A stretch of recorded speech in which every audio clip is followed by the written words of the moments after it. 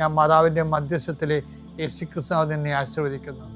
നിൻ്റെ ജോലികൾ, വീടുകൾ, വിൽക്കാത്ത സ്ഥലങ്ങൾ, നഷ്ടപ്പെട്ട ജോലികൾ, ക്യാൻസലായ വിസകൾ എല്ലാം ഈശോ ഏറ്റെടുക്കുകയും നിൻ്റെ കുടുംബം നിലനിർത്തരുകയും ചെയ്യട്ടെ. മക്കളില്ലാത്തവരെ ആശീർവദിക്കുന്നു, വിവാഹം ഒത്തുവരാത്തവരെ ആശീർവദിക്കുന്നു.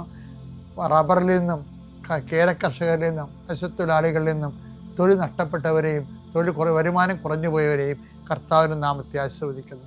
എൻ്റെ കർത്താവിനുമായ നാമത്തിൽ, സഭയുടെ അധികാരത്തിൽ, കുരിശിൻ്റെ അടയാളത്തിൽ, ദൈവശക്തിയാൽ ഞാൻ നിന്നെ ആശീർവദിക്കുന്നു. എൻ്റെ പ്രിയപ്പെട്ടവരെ, നമ്മൾ ഈ ദിവസങ്ങളിലെ ജനങ്ങളുടെ ക്രിസ്തു ആരാണെന്നുള്ളതിൻ്റെ ചോദ്യങ്ങൾക്ക് ഉത്തരം പറഞ്ഞുകൊണ്ടിരിക്കുകയായിരുന്നു അല്ലേ? ആദ്യം നമ്മൾ ചോദിച്ചത് ഇവൻ ആരാണ്, കാറ്റും കടലും പോലും ഇവരെ അനുസരിക്കുന്നില്ല. അപ്പം ഇരുട്ട് കടലിലേക്ക് തള്ളിവിടുന്നതിനെക്കുറിച്ച് നമ്മൾ പറഞ്ഞു. പിന്നെ പറഞ്ഞത് കർത്താവ് തന്നെ ചോദിക്കുന്നു, ഞാൻ ആരാണെന്നാണ് ജനങ്ങൾ പറയുന്നത്. പിന്നെ പറഞ്ഞത് ഞാൻ ആരാണെന്നാണ് നിങ്ങൾ പറയുന്നത്. അപ്പം അത് ദൈവത്തിൻ്റെ ആദ്യ അനുഗ്രഹം, പിന്നെ അഭിഷേകം, പിന്നെ അധികാരമായിട്ട് ആത്മീയ വളർച്ച പൂർണ്ണമാക്കുന്നത് നമ്മൾ കണ്ട്. ഇപ്പം നമ്മൾ ചോദിക്കുന്നത് ഇതിനെല്ലാത്തിൻ്റെ ഒരു താക്കോലുണ്ട്. ഈ പടിപടിയായിട്ട് വളരുന്നുണ്ടല്ലോ, ക്രിസ്തുവിൽ വളരുന്നുണ്ടല്ലോ. ഈ ക്രിസ്തുവിൽ വളരുന്നതിനൊരു മാനം തന്നെ ഉണ്ട്. എല്ലാത്തിനും ഈ അധികാരം കൈമാറ്റത്തിന് അറിവ് മാത്രം പോരാ. സെമയോൻ എന്ന് വിളിച്ചിട്ട് പറയും, മാംസരക്തങ്ങളല്ല, എൻ്റെ സ്വർഗസ്ഥനായ പിതാവാണ് നിനക്ക് ഇത് വെളിപ്പെടുത്തിയെന്ന് പറഞ്ഞിട്ട്